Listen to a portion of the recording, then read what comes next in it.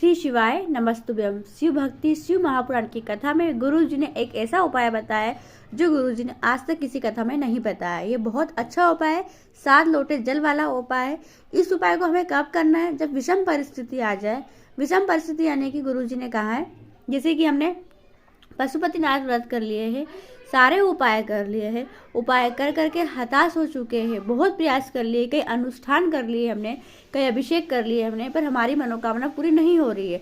कहीं ना कहीं वो कार्य अटक ही जाता है, रुक ही जाता है, बाधा में फंस चुके हैं, बाधाएं खत्म नहीं हो रही है, विवाह नहीं हो रहा है, बच्चों का विवाह में इतनी अटकलें आ गई है। ऐसा नहीं है हमने उपाय नहीं करे, उपाय करे हैं हमने, पर वो उपाय सक्सेस ही नहीं हो पा रहे।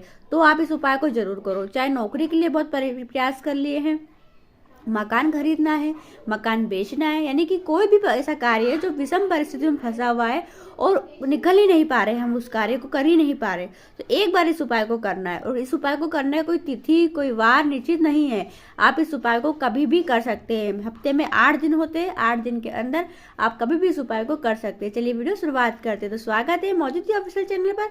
आपने अभी तक चैनल को सब्सक्राइब नहीं किया है, पहली बार चैनल पर आए, चैनल को लाइक कीजिएगा, सब्सक्राइब कीजिएगा। चलिए वीडियो शुरुआत करते हैं। देखिए, गुरु जी ने बताया है कि हमें लेना है केवल एक बेलपत्री। जी हाँ, एक बेलपत्री लेना है और उस एक बेलपत्री को लेकर हमें महादेव के मंदिर जाना है। महादेव के मंदिर जाकर हमारे जो भी मनोकामना है पहले वह बोल ले। मनोकामना बोलने के बाद एक बेलपत्री जो हम लेके गए हैं वह हमें महादेव की सबसे छोटी पुत्री यानी कि माँ अशोक सुंदरी का जहाँ स्थान होता है, अगर नहीं पता है तो आप वीडियो में देख के समझिए। ये गोल जलाधारी है, यहाँ से जल बह के जाता है और बीच में ये मोटी सी एक लाइन होती है। हर मंदिर में महादेव के शिवलिंग के आसपास इस स्थान को होता ही होता है। तो ये माँ अशोक सुंदरी का स्थान है।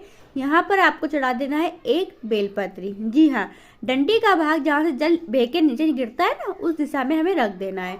फिर क्या करोगे, ध्यान सुनो, समझो।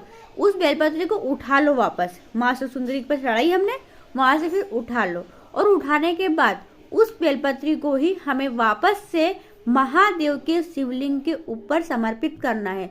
धोना भी नहीं है बेलपत्री को, केवल चढ़ाइए अशोक सुंदरी पे, वहां से उठाइए और महादेव के शिवलिंग के ऊपर हमने समर्पित कर दी है। पर ध्यान रखो, जब आप बेलपत्री समर्पित करोगे शिवलिंग के ऊपर, और डंडी का भाग जहाँ हम बैठे हुए हैं ना, जैसे भी हम सामने बैठे हुए हैं, तो हमारे विपरीत यानी हमारी तरफ पत्ती आएगी और उधर डंडी आएगी, यानी हमारे विपरीत क्या आएगी, डंडी आएगी। इस बात का ध्यान रखते हुए हमें बेलपत्री समर्पित करना है। इतना करने के बाद अब हमें बात आई है 7 लोटे जल की। तो क्या करो, एक बाल्टी घर से ले जाओ स्टील की, या एक छोटा सा घघरा जो होता है पानी का वो लेके जाओ। जल हमारे घर का होना चाहिए, घर से लेके जाओ, और एक छोटा सा लोटा आप ले जाइए और उस लोटे से आपको 7 बार धीरे धीरे धीरे अपनी मनोकामना बोलते हुए और मंत्र श्री शिवाय नमस्तुभ्यम या नमः शिवाय या ओम नमः शिवाय का उच्चारण करते हुए 7 लोटे जल आपको समर्पित करके आना ही आना है। बस इतना सा यह उपाय है। अब इतना किया आपने, आप देखो जो बेलपत्री आपने शिवलिंग पर चढ़ाई है ना, उस बेलपत्री को उठा के घर ले आओ। जी हाँ, उस बेलपत्री को उठाकर घर लाओ। घर लाकर अपने घर में जहाँ मंदिर है, आप जो 40 का पाठ करते हो, जो पाठ पढ़ते हो, उसमें रख दो। व्यवस्थित अपने मंदिर में उस बेलपत्री को रख दो।